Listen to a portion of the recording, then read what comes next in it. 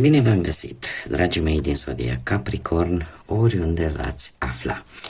Bine ați venit tuturor pe canalul meu, Tarot Flor de Loto, numele meu este Nina și ca de obicei mă bucur să vă am alături atât pe dragii mei abonați, cum de asemenea și pe cei care poate sunteți pentru prima oară aici pe canal. Azi voi face o lectură generală pentru luna aprilie a acestui an 2025, așa că toți cei care aveți Soare, Lună, Venus, Ascendentul în Zodia Capricorn, atunci această lectură este de asemenea și pentru voi. Desigur, dragii mei, un lucru pe care vi-l precizez la fiecare lectură: nu uitați că voi sunteți constructorii propriei voastre vieți, așa că vă rog din suflet să luați decât acele informații, acele mesaje care rezonează cu voi, iar restul lăsați-le să zboare în univers, pentru că sigur sunt pentru alte energii, pentru alte persoane care într-o mai mică sau mai mare măsură au o legătură cu Zodia Capricorn. Și așa cum v-am obișnuit, am extras din acest minunat oracol al frunzelor de ceai câte o carte pentru fiecare săptămână a lunii aprilie. În felul ăsta să ne formăm așa o imagine de ansamblu vis-a-vis de luna aprilie. Și începem cu prima săptămână. Avem turnul. Se pare că se va solidifica, ca să zic așa, se va forma ceva foarte stabil în viața voastră, indiferent pe ce plan al vieții vorbim, că este vorba de profesie, financiar sau poate chiar sentimental. Veți avea parte de un succes, dar paradoxal, fără să depuneți foarte mult efort, sau poate chiar deloc, dar ceva se va stabiliza. Da? O anumită situație se va stabiliza fără chiar ca voi să depuneți foarte mult efort. A doua săptămână vine cu evantaiul care ne vorbește de o petrecere, o celebrare, poate chiar o romanță, ceva romantic, da? Este vorba de divertisment, un eveniment important la modul plăcut. A treia săptămână avem strugurii, dragilor. Se pare că lucrul ăsta vă deschide apetitul. De ce? Pentru că și a treia săptămână din aprilie pentru voi este un moment foarte bun să ieșiți, să vă distrați, să mai uitați de probleme. Ei, și a patra săptămână avem coroana, care ne vorbește de onoare, de respect, de lucruri care pentru mulți dintre voi se pare că au cam lipsit în ultima perioadă. Ceva se va întâmpla, veți fi încoronați, ca să zic așa, vi se vor recunoaște anumite merite, vi se vor recunoaște acel respect pe care poate mulți dintre voi l-ați fi așteptat din partea unor persoane și e posibil ca unii dintre voi, nu știu, chiar să primească o nouă titulatură, de ce nu, sau pur și simplu la nivel normal, cineva să spună: știi, uite, tu ai avut dreptate în cutare problemă. Și în felul ăsta ți se vor recunoaște niște merite și îți vei câștiga respectul față de respectiva persoană. Haideți să vedem acum ce ne spune tarotul.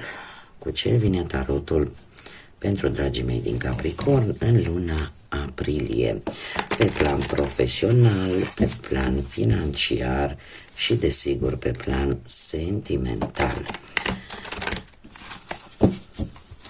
Haideți să vedem ce vine pentru dragii mei din Capricorn în luna aprilie.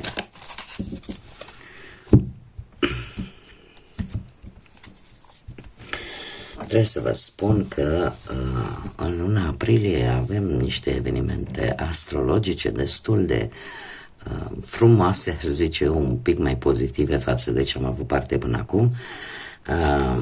Dar haideți să punem cărțile pentru partea profesională. Începând cu data de 7 aprilie, Mercurii iese din retrogradare, deci cumva o să mai dureze un pic energia asta retrograda lui Mercur până, cred eu, undeva pe 10 aprilie, dar încet, încet, toată această stare de tensiune pe care probabil că mulți dintre voi ați resimțit-o în ultima perioadă, o stare de proastă comunicare, de o stare nervoasă, o stare de agitație, încet, încet se vor estompa, da? Vor dispărea. Asta așa, mai mi-aduc aminte și vă spun cam care ar fi lucrurile importante așa de-a lungul lecturii. Dragilor, pe plan profesional, se pare că ați avut o perioadă destul de complicată în care parcă simțeați că sunteți într-un punct mort din punctul ăsta de vedere profesional. Poate ați avut de luat o decizie care nu prea v-a plăcut. De ce? Pentru că ori ați așteptat un răspuns și parcă nu mai venea, ori poate că cumva aveți o responsabilitate de a decide și asta vă aducea un soi de teamă de consecințe, da? Să depindă cumva foarte mult de voi și consecințele parcă nu vă încântau așa de tare. Cert este că ați avut de luat o decizie dificilă sau ați avut opțiuni destul de dificile de ales.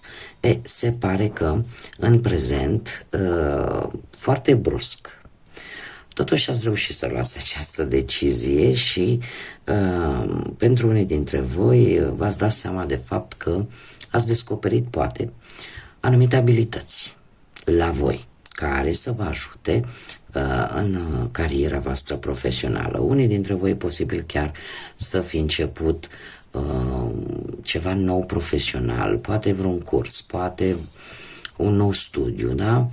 Și alții poate ați reușit până într-un final să îndepliniți mai multe cerințe la locul de muncă, alții poate ați reușit să găsiți ceva de muncă, dar în permanență a trebuit să, cum să spun eu, să vă faceți mereu cât un plan, da? Să nu fie totul așa alandala.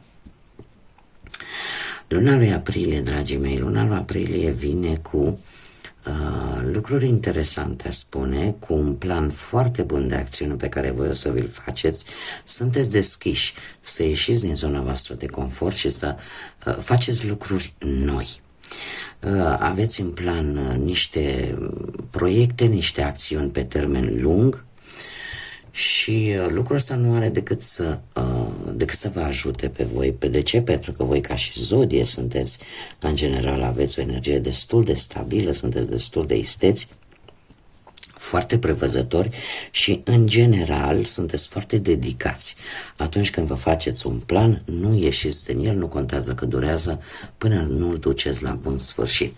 Așa că luna lui aprilie, dragii mei, vine cu această energie de, nu știu, de a vă specializa în ceva, de a face poate o călătorie pentru a obține o anumită specializare sau unii dintre voi veți fi croiți să vă găsiți de muncă într-un domeniu care vă place foarte mult, în care voi considerați că abilitățile care le aveți vă vor ajuta foarte mult. Ca și date importante de-a lungul lui aprilie avem data de 24, data de 19, data de 3 și data de 8, care pot avea anumite conotații importante. Haideți să vedem cu bănuții. Cu partea financiară, aș spune că ați fost destul de strânși la pungă, ca să zic așa. Nu știu dacă unii dintre voi ați economisit niște bani pentru ceva anume, pentru ceva important pentru voi. Nici nu mă miră, sunteți, ca să zic așa, zodia care pune foarte mult preț pe stabilitatea financiară. Ce ar fi de spus, dragilor? În acest moment, cu acest 2 de cupe, eu aș zice că în acest moment, din punctul ăsta de vedere financiar, sunteți destul de echilibrați, aveți atât cât vă trebuie și luna lui aprilie Eu am impresia că unii dintre voi strângeți bănuți ori pentru o vacanță cu cei dragi vouă, poate mai ales dacă aveți deja o familie formată, poate cu vreo călătorie sau poate pentru un eveniment familiar, iar poate să fie o nuntă, poate să fie și voi strângeți așa de bănuți, da, ca să aveți tot ceea ce vă trebuie și se pare că luna aprilie o dorință se îndeplinește. O dorință de-a voastră, posibil acea dorință pentru care voi ați strâns, ați făcut aceste economii. Zile, date importante de-a lungul lui aprilie, pentru unii dintre voi, pot fi data de 12, de 21, 4, 5 și 6 și se pune accentul pe data de 4. Haideți să vedem din punct de vedere sentimental, pentru cei care sunteți deja într-o relație, formați deja un cuplu. Dragii mei, ați avut o celebrare de curând. Cei care sunteți într-o relație, nu știu, poate că ați primit, unii dintre voi, poate chiar o cerere în căsătorie, alții poate ați avut o călătorie interesantă în doi, alții pur și simplu ați avut un eveniment plăcut, un eveniment care v-a adus bucurie. În prezent sunteți plini de optimiști, relația merge foarte bine, aveți acea armonie, acea pasiune, acea iubire, da? Și chiar dacă poate unii dintre voi, să zicem că ați avut perioade de dificultăți, ele se vor cumva s-au disipat, au dispărut. Iar luna lui aprilie este foarte interesant. Știm că ne aflăm în postul Paștelui și avem Sfintele Sărbători Pascale, deci nu se pot face căsătorii la biserică, da? Cel puțin în religia noastră ortodoxă, dar se pot face cununii civile. Asta se pot face, așa că mie mi-apare cu acest preot aici posibil programarea sau planul de a oficializa relația. De asemenea, ce-ar mai fi de spus, faptul că relația va fi una și mai stabilă, există o iubire tradițională între voi și de regulă nu sunteți în faza în care, nu știu, poate cam tot ce faceți vă puneți și în locul celuilalt. Da? Și chiar dacă vor posibil să încerce să apară disensiuni, lucrul ăsta imediat va muri în fașă, da? Deci nu se va dezvolta în ceva rău sau în discuții de genul ăsta. De asemenea, Marele Preot vorbește de zodia Taur, aici avem zodia Leu, nu este obligatoriu, dar îmi fac datoria și vă spun. Cert este că se va pune problema, ca să zic așa, unei legături, cum să zic eu, la nivel spiritual în relația voastră. Ca și date importante, avem data de 5, care este, se pare, destul de importantă pentru că se repetă, data de 6, 7 și 12. Mergem mai departe. E posibil ca unii dintre voi să vă gândiți poate chiar să adoptați un copil sau să pregătiți poate vreun botez. De ce nu? Haideți să vedem cei care sunteți singurei, în urma poate a văduviei, în urma poate a unui divorț sau unei separări sau pur și simplu nu v-ați găsit jumătatea până acum. Dragilor, se pare că de curând o veste tare bună a intrat în viața voastră cu acest paș de bâte.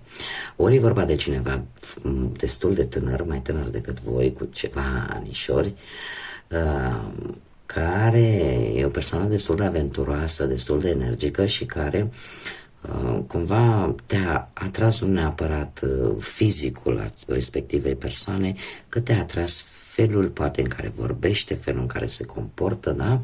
Atitudinea ți-a ieșit un pic în evidență și ți-a atras atenția.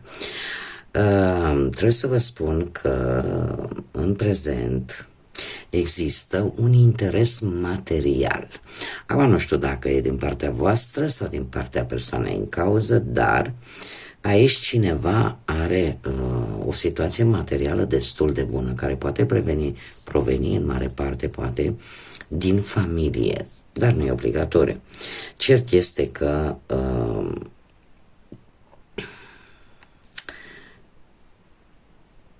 țineți minte, ce se întâmplă în acest moment va avea un efect, un ecou posibil la anul în martie. Deci, în prezent, cu acest 10 de monede, eu aș spune că persoana în cauză e cineva care, cum am mai spus, are o situație financiară destul de bună. Iar luna aprilie, pentru voi, dragii mei, va fi o lună în care se va începe o relație, indiferent cum, sí o sí, cum spun spaniolii. Iar lucrul ăsta se va întâmpla de-a lungul lunii aprilie, într-o miercuri seara. Se pare că sunt mari șanse. De ce? Pentru că avem un as frumos de cupe care îmi vorbește de o nouă relație foarte intensă. Ca și zile importante, avem data de 3, de 4, de 5, 6, deci aproape sunt niște zile una după alta, și data de 18, care pot semnifica lucruri importante pentru voi. Acum, haideți să vedem inițiale de nume, prenume, pseudonim sau porecle de persoane cu care voi puteți interacționa sau care vor avea o anumită importanță pentru voi. Și avem prima literă, litera S, litera O, litera Q, W,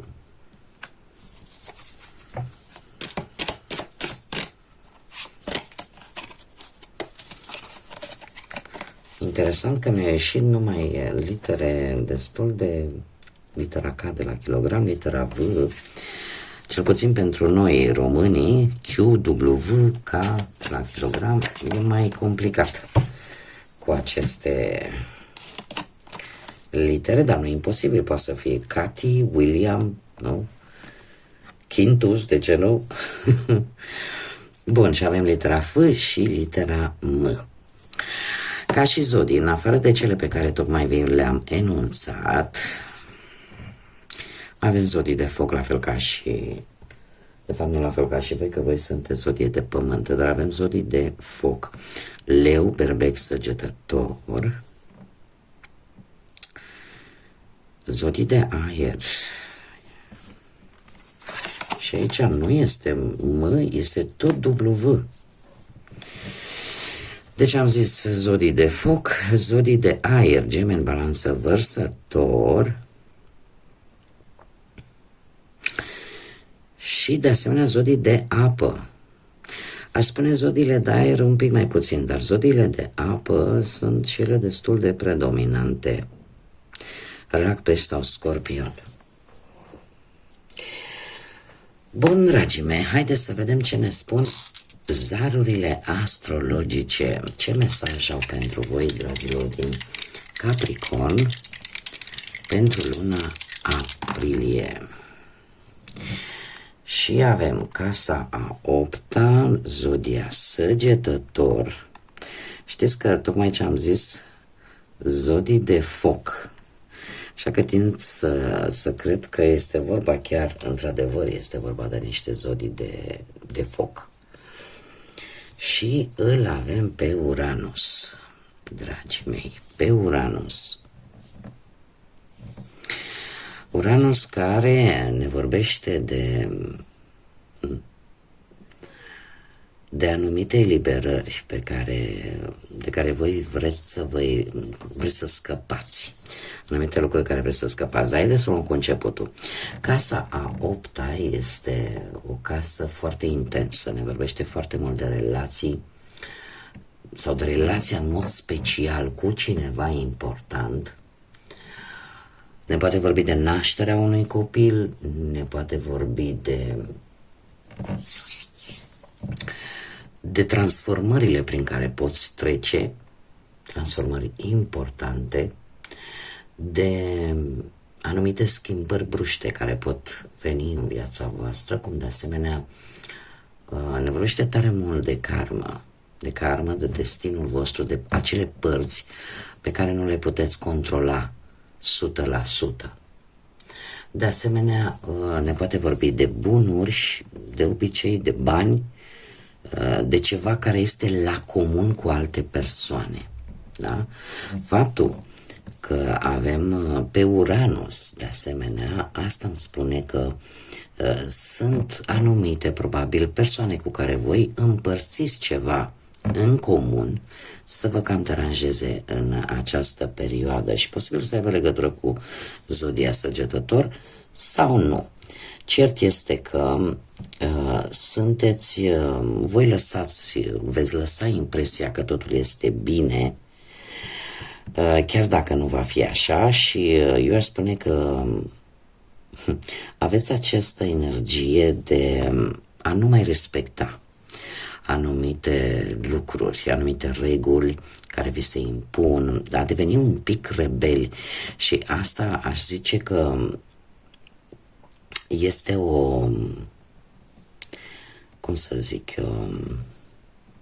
este o caracteristică atât a planetei Uranus, cât și un pic a zodiei Săgetător, și anume să nu-ți convină efectiv să te supui unor anumite reguli în ceea ce privește o anumită situație care are legătură și cu alte persoane.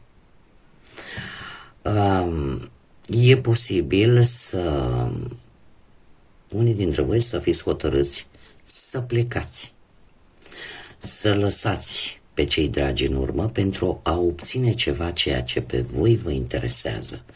Iar asta ne vorbește de o schimbare majoră, da? Și aici vine și transformarea, pentru că ceea ce voi veți considera că nu vă corespunde, atunci veți vrea să le lăsați în urmă. Și apare un pic